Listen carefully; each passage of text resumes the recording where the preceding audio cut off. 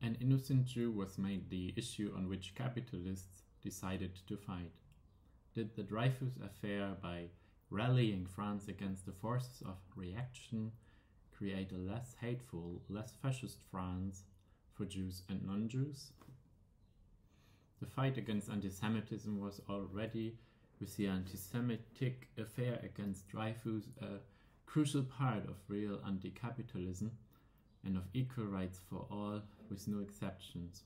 Nor Berlatsky describes this at his "everything is horrible." Capital tends to try to silence those fighting real antisemitism and real islamophobia, because capital needs identity to justify the suffering it creates. One way of harming the fight against antisemitism is to pervert it. And here's a look at the Dreyfus affair. There was a traitor on the general staff, writes Berlatsky, who had been passing top secret information to the Germans. Dreyfus was accused of treason. The evidence against him was weak to non-existent. His handwriting was said to match that on the recovered documents, even though it obviously did not.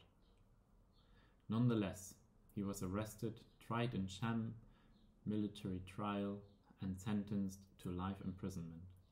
He was sent to the horrific penal colony on Devil's Island. Dreyfus had become the man and the issue on which Catholic, monarchist, and capitalist forces had decided to fight for France's soul, writes Berlatsky. In 1898, Jaurès gave a speech in which he denounced antisemitism as a threat to France. Shortly thereafter, he published a book defending Dreyfus and presenting the affair as a matter of socialist solidarity. The affair, by rallying France against the forces of reaction, created a less hateful, less fascist France for Jewish people, writes Berlatsky. But it also created a less hateful, less fascist France for non-Jews. The Nazis had to conquer France before the forces of reaction could establish their Vichy, writes Berlatsky. Without Dreyfus, Hitler might well have had the collaboration of a fascist France, as well as a fascist Italy, Spain, and Japan from the beginning of the war, writes Berlatsky. The Dreyfus affair brought us the spirit in which Jewish and Palestinian liberation are one, I would add.